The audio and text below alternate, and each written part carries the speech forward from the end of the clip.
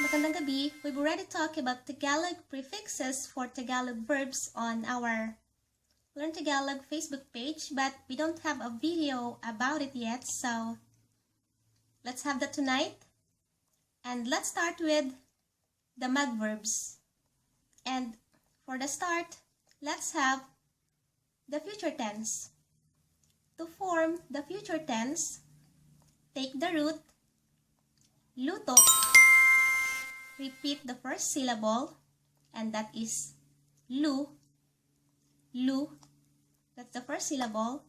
And then use the prefix mag. So you have magluluto. Halimbawa, magluluto ako ng pansit bukas. Magluluto ako ng pansit bukas. Magluluto ako ng pansit bukas. Now, let's do the present tense. Forming the present tense is easy. Just change the prefix mag to nag. Nagluluto. Nagluluto. Nagluluto ako ng pansit. We have the future tense, magluluto, present tense, nagluluto, and what about the past tense? To form the past tense, just take the root, luto, and the prefix nag. Nagluto. Nagluto. So we have magluluto, nagluluto, nagluto. Nagluto ako ng pansit. Nagluto ako ng pansit kahapon. Let's have another example. Our next root ay linis. Linis. First, future tense. Take the root. Repeat the first syllable. That would be li. And then use the prefix mag. Maglilinis. Maglilinis. Maglilinis. I'm going to clean the house tomorrow.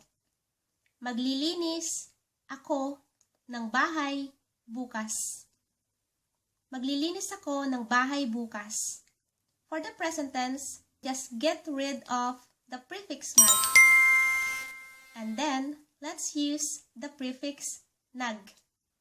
Naglilinis. Naglilinis. Naglilinis ako ng bahay. I'm cleaning the house. Naglilinis ako ng bahay. And for the past tense, just the root and the prefix nag. Naglinis. Naglinis. Naglinis ako ng bahay. I cleaned the house. Or, naglinis ako ng bahay kahapon. I cleaned the house yesterday. Naglinis ako ng bahay kahapon. So, let's have another example. Third one. And let's use laba. That's our root. Laba. Laba. Laundry or washing of clothes. Future tense. Again, the root. Repeat the first syllable. Laba. So, that would be la. Lalaba. And let's use the prefix mag. Maglalaba. Maglalaba. Now, let's have another subject, not ako or not me. Let's have someone else. Let's say Hannah. Hannah is going to do the laundry and not me or not ako. Maglalaba si Hannah bukas. Maglalaba si Hannah bukas. Hannah is going to do the laundry tomorrow. Or Hannah is going to wash clothes tomorrow. Maglalaba si Hannah bukas. Present tense, just keep the lalaba part and just get rid of the prefix mag. Let's use nag. Naglalaba. Naglalaba. Naglalaba si Hana. Hana is washing clothes, or Hana is doing the laundry. Naglalaba si Hana.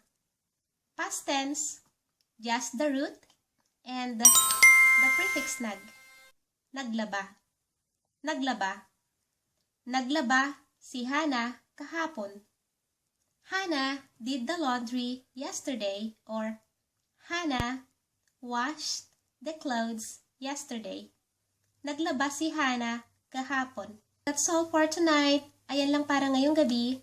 See you again on the next video. On the next video, let's talk about the verbs. Bye!